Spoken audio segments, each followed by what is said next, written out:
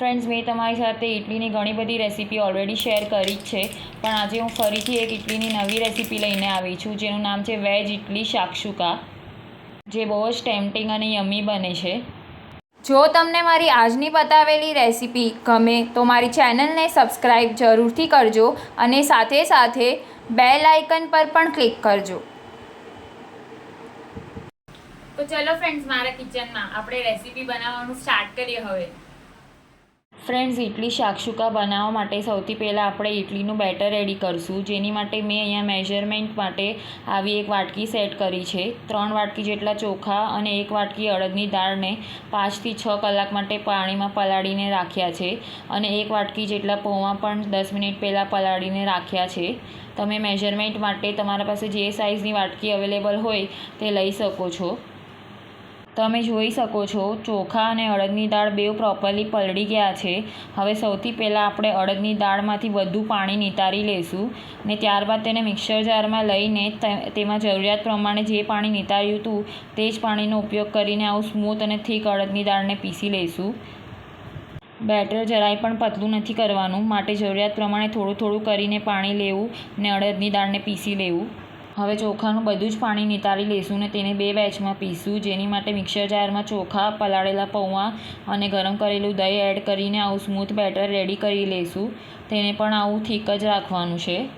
આવી જ રીતે ચોખાનું બીજું બેચ પણ પીસી લઈશું ને તેને અડદની દાળનું જે બેટર આપણે રેડી કર્યું છે તેની સાથે મિક્સ કરી લઈશું પ્રોપરલી. આવી રીતે 5 મિનિટ માટે બેટરને થોડું ફેટી લેવું, જેથી કરીને તે ફ્લફી થઈ જાય. બેટરની કન્સિસ્ટન્સી તમે જોઈ શકો છો, આવી થીક રાખવાની છે. જરૂરત પડશે તો પાછળથી તેને ઢીલું કરશું. હવે બોલને એક ડીશથી કવર કરી લઈશું અને બેટરને ફર્મેન્ટેશન માટે 5 થી 6 કલાક માટે એક ગરમ જગ્યા પર મૂકી દઈશું. હવે 5 થી 6 કલાક બાદ ઇડલી શાક્ષુકા બનાવવા માટે આપણે વેજીટેબલની ગ્રેવી રેડી કરશું, જેની માટે એક કડાઈમાં તેલ ગરમ કરવા માટે મૂકશું. તેલ ગરમ થાય ત્યારબાદ તેમાં રફલી ચોપ કરેલું પમ્પકિન અને દૂધી એડ કરશું. 1-2 મિનિટ માટે તેને સોતે કરી લઈશું.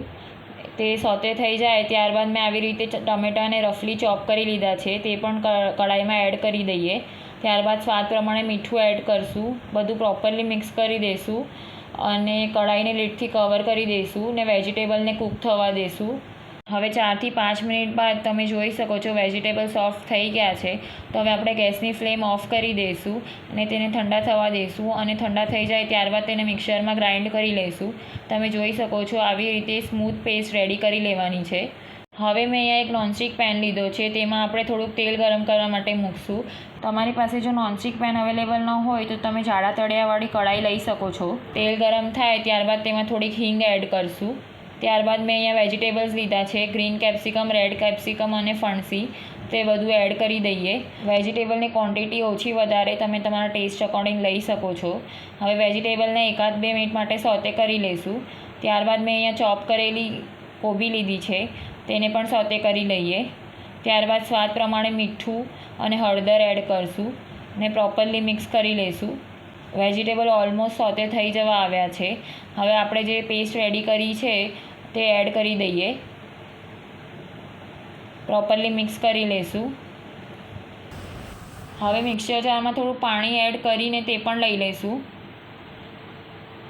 ને ગ્રેવીની કન્સિસ્ટન્સી એડજસ્ટ કરી લઈશું.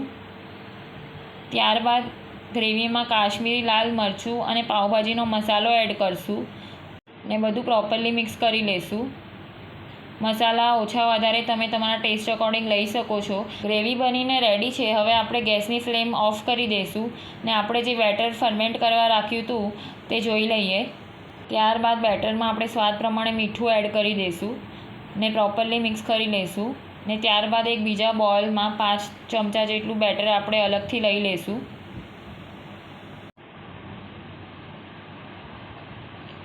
હવે જે આ અલગથી બેટર કાઢીને રાખ્યું છે તેમાં આપણે 1/2 ટીસ્પૂન જેટલા સોડા એડ કરીશું, જેથી કરીને આપણી ઇડલી ફૂલે અને સોફ્ટ થાય. ત્યારબાદ સોડા એક્ટિવેટ કરવા માટે 2 ચમચી જેટલું પાણી એડ કરીશું અને બેટરની કન્સિસ્ટન્સી એડજસ્ટ કરી લઈશું. તમે જોઈ શકો છો બેટરની કન્સિસ્ટન્સી આવી રાખવાની છે. જો બેટર ઢીલું થઈ જશે તો પછી ઇડલીનો શેપ પ્રોપરલી નહીં આવે અને બેટર સ્પ્રેડ થઈ જશે કઢાઈમાં.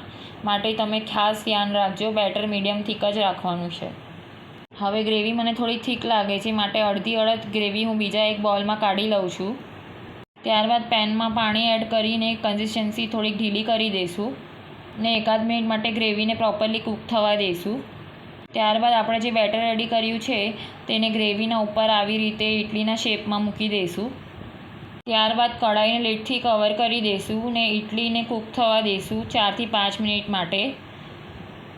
5 મિનિટ બાદ આપણે જોઈ લઈએ. તમે જોઈ શકો છો ઇડલી એકદમ પ્રોપરલી ફૂલી ગઈ છે ને ટૂથપીક પણ ક્લીન આવે છે. એનો મતલબ છે કે ઇડલી પ્રોપરલી કૂક થઈ ગઈ છે. તો હવે આપણે ગેસની ફ્લેમ ઓફ કરી દઈશું ને હવે આપણે ઇડલી પર રેડવા માટે એક વઘાર રેડી કરીશું. જેની માટે એક વઘારિયામાં તેલ ગરમ કરવા માટે મૂકશું. ત્યારબાદ તેમાં રાઈ એડ કરીશું. રાઈ ફૂટે એટલે તેમાં હિંગ એડ કરી દઈશું ને પછી ગેસની ફ્લેમ ઓફ કરીને લીમડો એડ કરી દઈશું ને જે વઘાર રેડી કર્યો છે તેને ઇડલી ઉપર સ્પ્રેડ કરી દઈશું.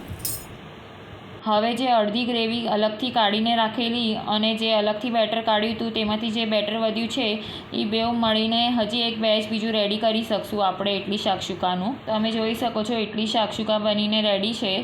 હવે મોટા બોલમાં જે બેટર વધ્યું છે તેમાંથી હજી તમે બીજી 12 થી 15 સાદી ઇડલી બનાવીને રેડી કરી શકશો. હવે આપણે વેજ ઇડલી શાકશુકાને સર્વ કરી લઈએ. ખરેખર બહુ જ ટેમ્પટિંગ અને યમ્મી દેખાય છે. તો બનીને રેડી છે વેજ ઇડલી શાકશુકા. ફરી મળશું નેક્સ્ટ રેસીપી સાથે. બાય.